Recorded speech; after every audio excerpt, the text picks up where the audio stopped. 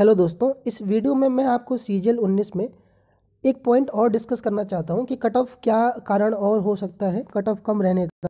इसके पहले मैंने एक वीडियो अपलोड करा था जिसमें मैंने आपको सबसे मिनिमम कट ऑफ क्या रह सकती है सीजीएल 19 में, और मैंने आपको 4600 4600 ग्रेड पे 4200 ग्रेड पे के लिए कट ऑफ प्रेडिक्ट करके मैंने अपलोड करा हुआ है। ठीक है, तो नहीं देखा होगा तो एक बार देख लेना।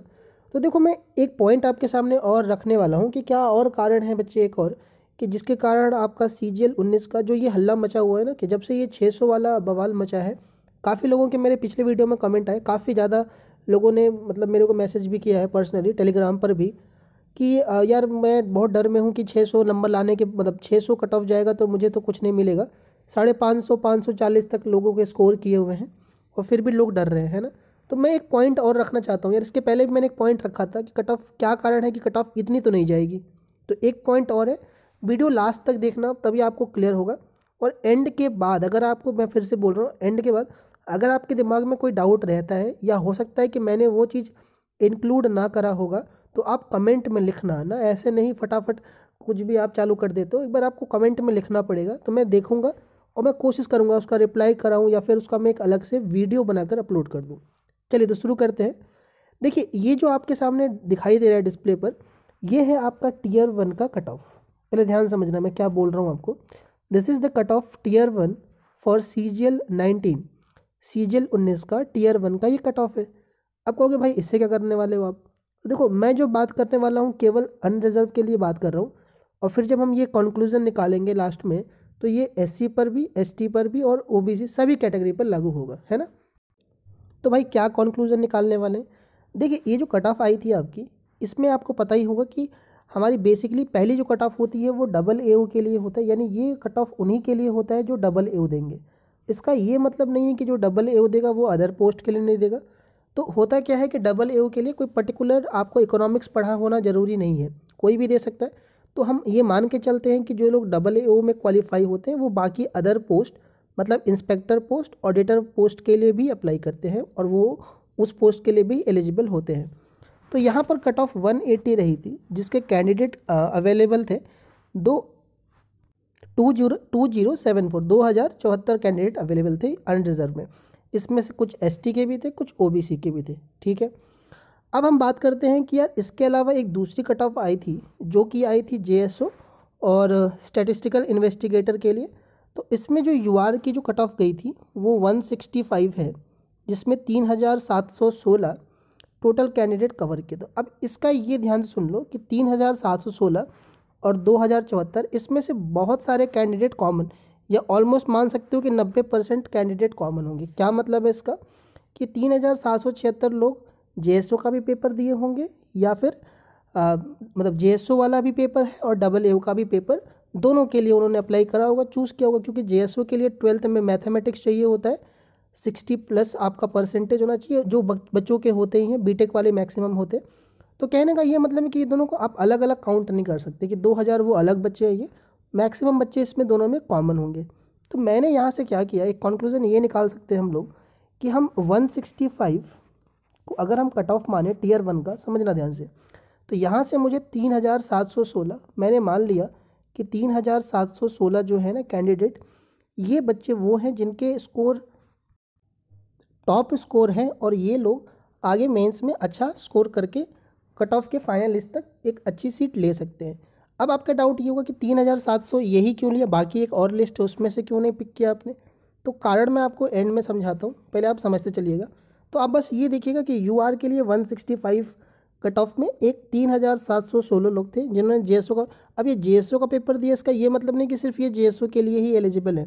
समझ रहे हो बात, कि लोग भर देते हैं कि कुछ नहीं मिला तो लास्ट में जेएसओ ही ले लेंगे। हाँ, इसमें एक लोग वो भी होते हैं जिनकी उम्र 28 साल से ज़्यादा होती है या 30+ ज़्यादा होती है, वो भी होते हैं, लेकिन बहुत ज़्यादा ये जनसंख्या नहीं होती है। ठीक है, तो ये ज़्यादा इम्पैक्ट नहीं डालेगा। बढ़ते हैं आगे। अब हम एक पॉइंट लेते हैं टीयर 3 का, समझना पूरी बात समझना, तब आपको लास्ट में समझ में आएगा। टीयर 3 का जो एवरेज, टीयर 3 की बात कर रहा हूँ, जो हमने अभी दिया है लास्ट में, सबसे लास्ट वाला पेपर 22 तारीख को जो हुआ था, जिसमें प्रेसी आया था लास्ट में, मतलब जिसमें ऐसे की वो लेटर की जगह पर प्रेसी आ गया था। तो इसका जो एवरेज स्कोर जाता है ना, हमने देते आए हैं 16 से स्टार्ट हुआ था ये, तो 16 में, 17 में, 18 में जो देखा गया है वो ये देखा गया है कि 60 प्लस एवरेज मिल जाता है, लेकिन ऐसा नहीं है कि 60 सभी को मिल जाता है। अभी हमने सीजीएल 18 का पेपर दिया है, उसमें बहुत लोगों के 45 रह गए थे, 50 बहुत लोग के रह गए थे, 65 प्लस बहुत ही कम लोगों को मिला था। तो यार एवरेज हम 60 लेके चल सकते हैं, ये स्कोर 55 भी हो सकता है, ये ध्यान रखिएगा। और इस बार प्रेसी मैं इसलिए कह रहा हूँ कि हो सकता है कि प्रेसी में लोगों के नंबर कट भी सकते हैं यार, है ना, क्योंकि लोगों को बिल्कुल वो प्रेडिक्टेबल था, तो उसमें हो जाता है ना, कि लोग कहीं क्या पता लोगों ने कुछ इसको ध्यान नहीं रखा सही से, इसका तैयारी नहीं करा। तो एक तो ये, तो मैंने 60 अभी इसमें भी लेके चला है। आगे बढ़ते हैं। अब हम आते हैं टीयर 2 का यार, जो इसने ही तो सारा खेल है ना, टीयर 2 का ही तो सारा बवाल मच रहा है। तो मैंने क्या लिया है कि जो एजी शिफ्ट हुई थी 18 नवंबर को, है ना, जिसका रॉ स्कोर था बच्चे 345, और ये जो 345 है ये टीयर 2 में इंग्लिश और मैथ्स दोनों को मिला के है।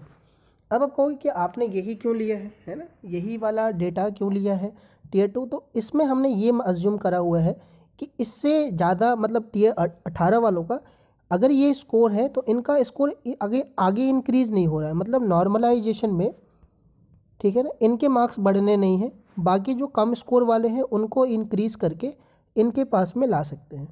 ठीक है बात। अब हम थोड़ा ये देख लेते हैं कि कितने अप्रोक्स कितने स्टूडेंट का ये मार्क्स रहा था जो ये सर्वे से हमने लिया है। क्यू मैथ का आप पेज देखोगे उस पर ये है, मैंने कई बार ये अपने वीडियो में डेटा अपलोड करा हुआ है, ये बहुत हद तक सही भी है, क्योंकि सर्वे में जो लोग पार्टिसिपेट किए थे वो डेटा अपना गलत नहीं दिए थे। तो देखो ऐसा है ना कि हम मान सकते हैं कि लगभग वो 12,000 लोगों का डेटा था, है ना, तो हम ये मान सकते हैं कि उसमें से अप्रोक्स 5,000 लोग ऐसे होंगे जिनका स्कोर 345 रहा होगा। अब यार देखो, सबसे ज़्यादा जो स्टूडेंट अपीयर हुए हैं वो 16 की डेट में अपीयर हुए। आपका अटेंडेंस शीट भी आई थी, तो 16 की डेट में करीब 40,000 बच्चे अपीयर हुए थे एग्ज़ाम में, और 20,000 18 की शिफ्ट में, और 20,000 ही 15 को अपीयर हुए थे। तो मैं ऐसा मान लिया कि 5,000 इसलिए क्योंकि 18 की शिफ्ट में बच्चों के स्कोर ज़्यादा थे, तो उन्होंने अपने स्कोर ज़्यादा ही शेयर किए होंगे या फिर पार्टिसिपेट किया होगा सर्वे में ज़्यादा, क्योंकि स्कोर आपका अच्छा होता है तो आप शेयर करते हो, ताकि थोड़ा आपके अंदर वो रहता है, एक तो कॉन्फिडेंस रहता है। जो लो स्कोरर होते हैं तो अपना स्कोर शेयर नहीं कर पाते। अब यार एक डाउट ये भी है कि यार 12,000 के बाद वाला जो डेटा है ना, मतलब जो बच्चे हैं, बच्चे तो 80,000 हैं, बच गए 70,000, तो 70,000 में से भी तो बहुत सारे बच्चे होंगे जिनके 345 से ऊपर होंगे या फिर उनसे। तो बच्चे मैं बताऊं आपको कि जो ये एवरेज का जो कॉन्सेप्ट चलता है, या फिर हम ये इम्पैक्ट ज़्यादा नहीं डालेगा, बिकॉज ना जॉब आपकी 8,500, मैं 10,000 तक लेके चलूँगा। क्यों, आगे बताता हूँ मैं आपको। तो ये 10,000 लोगों के लिए जो 12,000 का डेटा है ना, ये सफिशियंट है। आप इस बात को मान के चलो, मैक्सिमम लोगों के स्कोर, लो स्कोरर काफ़ी ज़्यादा होते हैं, एवरेज स्कोर से ऊपर कम लोग होते हैं। जब आप सीजीएल देते आओगे तो आपको ये चीज़ पता चल जाएगी, और ये हमेशा फिट बैठती है। लो स्कोर पे रैंक, मतलब लो स्कोर पे भीड़ ज़्यादा होती है, ये ध्यान रखिएगा आप, है ना। तो आपको ये परेशान होने की ज़रूरत नहीं है कि यार बाकी जो 70,000 लोग हैं वो कहाँ हैं, वो बहुत ज़्यादा इम्पैक्ट नहीं डालेंगे, ये आप मान के चलिए बात को, ज़्यादा परेशान होने की ज़रूरत नहीं है। ठीक है, तो अगर हम यहाँ से इन तीनों चीज़ों को ध्यान से देखें, सबसे पहले हम टीयर 1 वाला देख लें। ठीक है, 3,000। अच्छा, ये 3,700 वाला भी बता देता हूँ आपको। देखिए वैकेंसी के, क्योंकि सारा बवाल तो वैकेंसी को लेके ही है। अभी ये वैकेंसी 20,000 हो जाए, 15,000 हो जाए, तो कहानी बदल जाएगी आपकी, है ना। लेकिन सीजीएल 19 की जो वैकेंसी है आपकी टोटल 8,500 समथिंग है, जिसमें से देखो मैं यूआर को लेके ही बात कर रहा हूँ, बाकी आप सभी कैटेगरी पे समझ जाओगे। 3,674 वैकेंसी है, जिसमें कि मैं उम्मीद कर रहा हूँ कि 500 प्लस और हम कर सकते हैं। अगर आपका 18 का रिज़ल्ट आ जाता है तो कौन सी सीटें बचेंगी फिर सुन लीजिए। एक तो आपकी जितनी भी लोअर ग्रेड की पोस्ट है 2,400 और 2,800, ये बच जाएंगी, ये आप मान के चलो। ठीक है, उसकी वजह ये है कि जिनका सीजीएल 18 में हो जाएगा, है ना, और सीजीएल 18 में अच्छी पोस्ट मिल जाएगी, और 19 में केवल उनको 2,400 2,800 मिलने लायक होगा। मतलब 18 में उनको मिल गए 4,600 ग्रेड पे, और 19 में उनको केवल 2,400 मिल रहा है, तो वो स्किप कर देंगे 2,400 वाली पोस्ट को। ये दिमाग में डाल लीजिए। और ऐसे बहुत सारे बच्चे होंगे, क्योंकि 11,000 वैकेंसी है और करीब 50% स्टूडेंट हैं आपके, उससे ज़्यादा स्टूडेंट है सीजीएल 19 में। तो इस कारण से मैं 500 वैकेंसी प्लस लेके चल रहा हूँ। ठीक है ना, सीजीएल 19 के लिए। ठीक है, यूआर कैटेगरी के लिए अब हर कैटेगरी में इंक्रीज़ होगा। ओवरऑल इम्पैक्ट देख सकते हैं कि 8,500 वैकेंसी जो, अगर हम ठीक से अगर लोगों तक मैसेज कन्वे कर पाए कि लोग सीट वेस्ट ना करें, तो ये पहुंच जाएगा आराम से 10,000 के आसपास। ये अगर आप सही से हम मैसेज अगर चलाएं लोगों तक कि लोग सीट वेस्ट ना करें, अपनी ईगो के लिए बस सीट भर के बर्बाद ना करें, तो बिल्कुल ये हो सकता है और सभी को जॉब मिलेगी। और हमारा मेन टारगेट यही है कि हर एक बंदा जो जिसको ज़रूरत है उसको जॉब मिले, कोई सीट वेस्ट ना करे, है ना। यहाँ तक कि आपका बीआरओ की भी जो पोस्ट है आपकी, वो भी अगर कोई बंदा, आपको पता नहीं लोग बीआरओ भी करने को तैयार है, बस एक जॉब चाहिए, है ना। तो उस बंदे को जॉब दिलाना बहुत ज़रूरी है। सीट वेस्ट करना कोई मतलब नहीं है, कोई अपने ईगो का यहाँ पर वो नहीं चल रहा है, ठीक है। तो इसीलिए मैंने आपको ये 3700 के आसपास का डेटा लिया था, ये 5000 वाला था। अब यार एक लास्ट में पॉइंट ये उठेगा कि भैया ऐसा भी तो हो सकता है कि क्या गारंटी है, समझना, क्या गारंटी है कि जिसके 170 या 165 से ऊपर नंबर आए होंगे टीयर 1 में, चलो उसने तो टीयर 3 में कर लिया, क्या गारंटी है कि वो टीयर 2 में ये किया होगा स्कोर। तो ऐसा माना जाता है, ऐसा ट्रेंड देखा गया है कि जिनके टीयर 1 में ना स्कोर अच्छे रहे हैं, मैक्सिमम जनता वही होती है जो टीयर 2 में अच्छा स्कोर करती है। हाँ, लोअर वाले भी करते हैं, ऐसा नहीं है, लेकिन मेजोरिटी जो भीड़ होती है, लीड जो होती है टीयर 1 वाले लिए होते हैं, वही स्कोर कर पाते हैं। तो ये मैं इसलिए ये डेटा 3600 का लेके चल रहा था बिकॉज ऑफ वैकेंसी का, है ना। तो अगर हम इससे कंक्लूजन निकालें तो टीयर 1 का हम 165 ले सकते हैं, ठीक है। टीयर 2 का हम ले सकते हैं 340। अच्छा, एक चीज़ मैंने आपको ये भी नहीं बताया कि इसमें 400 जेएसओ और एसआई की वैकेंसी है। तो जेएसओ मतलब होता है आपका जिसमें आपको 10+2 में मैथ चाहिए, और एसआई वाले के लिए तो अलग है। तो यार जेएसओ वाली में ना कोई ऐसा नहीं है कि सभी लोग मतलब ऐसा नहीं है कि इसके लिए स्टूडेंट ना मिले, जेएसओ के लिए तो मिल जाते हैं, 10+2 में मैथ्स है। लेकिन एसआई के लिए ना मुझे तो लग रहा है इस बार एसआई के स्टूडेंट भी हो सकता है ना मिले। मैं इसका एक अलग सेपरेट वीडियो बनाने वाला हूँ जेएसओ एसआई के लिए, तो आप चैनल पर रहना, मैं आप बहुत जल्दी कल ही अपलोड कर सकता हूँ इसको। तो जेएसओ एसआई के लिए गजब एक वीडियो आएगी, तो आप इसको देखना समझना। और इसमें बहुत सारे पॉइंट आपको नहीं पता होगा, जैसे जेएसओ एसआई के लिए मिनिमम आपको 30% चाहिए स्कोर। तो अगर आप सोच रहे हो कि मेरे 50 नंबर ही आ गए हैं जेएसओ में और मैं जेएसओ के लिए वो हूँ, तो यार भूल जाओ आप, क्योंकि उसमें कम से कम 60 नंबर चाहिए आपको 200 में से। तो ये सब कुछ पॉइंट है, मैं भी डिस्कस करूँगा आपको जेएसओ और एसआई वाली वीडियो में, एक सेपरेट वीडियो में, ठीक है। तो अगर हम इसको हट देखें तो मतलब 400 वैकेंसी मान लो, चलो हटा ही दो उसको भी, तो भी हम 3500 के आसपास ले लें अगर हम ये प्लस वाला जोड़ लें। तो इसीलिए ये डेटा रखा गया। तो ये सब प्लस करने पर ना टीयर 1 का 165, टीयर 2 का 345 हमने जो लिया था, और टीयर 3 का 60 नंबर जो ऑन एन एवरेज जाता है। 60 वाला भी घट सकता है, टीयर 2 का 345, तो ये एवरेज स्टूडेंट है, तब भी ये जोड़ने पर 570 आ रहा है ना।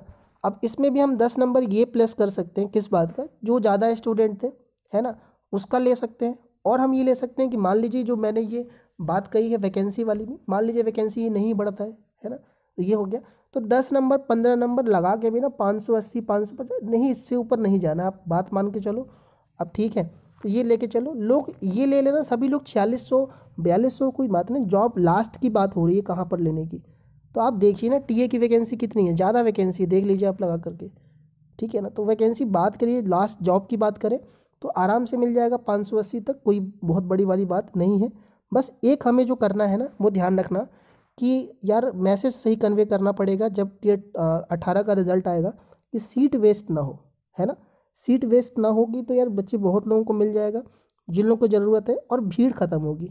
सबसे बड़ा जो बवाल है ना, जो 17 16 15 16 17 से लोग रिपीट करते आ रहे, 17 वाले 18 में, 18 वाले 19 में, तो 19 तक सब निपट जाएं जिनको जिनको ज़रूरत है, जो अच्छे हैं, ताकि जो नए फ्रेश जनरेशन आ रही है उनको मौका मिले, है ना। और लोग यार इस खौफ से निकल पाएँ कि यार इतना 600 कट ऑफ जा पा रही है ना, तो इससे निकल पाएँ। बाकी लोग होप खोने की ज़रूरत नहीं है आपको, जो मैसेज बच्चों के बहुत ज़्यादा आए हैं, एकदम से बाढ़ सी आ गई, तो कोई बात नहीं, मुझे डरने की ज़रूरत नहीं है। ये मेरा पॉइंट्स है, आपको लगता है यार कि नहीं ये हमारे तरफ से, आप भी कुछ सोचते हो ना, बहुत सारे आप भी तो रिसर्च करते हो, मैं भी तो जैसे मैं तो थोड़ा टाइम से हूँ इसमें सीजीएल वाली लाइन पे, तो मेरे को ज़्यादा इस पे है कि हम हर साल देखते रहते हैं, और हमने तो पूरा पेन पेन पे जोड़ रखा है सब चीज़। हमने तो बच्चे बहुत कुछ रिसर्च करा है, पता नहीं क्या क्या कर लेते थे, है ना। तो अब वो हमें पता है क्या है कैसे नहीं है। तो आप भी अगर दिमाग में कोई पॉइंट्स है तो कमेंट में लिख सकते हो। टेलीग्राम चैनल मैंने बना दिया है, यहाँ पर अगर नहीं देख पाता हूँ मैं, क्योंकि बहुत सारे मैसेज आ जाते हैं, 200-250 मैसेज आ जाते हैं, तो आप टेलीग्राम पे मैसेज कर दीजिएगा, लिंक रहता है डिस्क्रिप्शन में टेलीग्राम ग्रुप का, तो वहाँ कर दीजिएगा, ठीक है। चलिए अगला वीडियो 2800-2400 ग्रेड पे के कट ऑफ पे है, और उसके बाद जेएसओ एसआई के कट ऑफ पर है, और जेएसओ एसआई के लिए क्या कुछ खास बात है जिसमें कम नंबर पर भी मिल सकता है आपका, तो अगले वीडियो में मिलेंगे हम, ठीक है।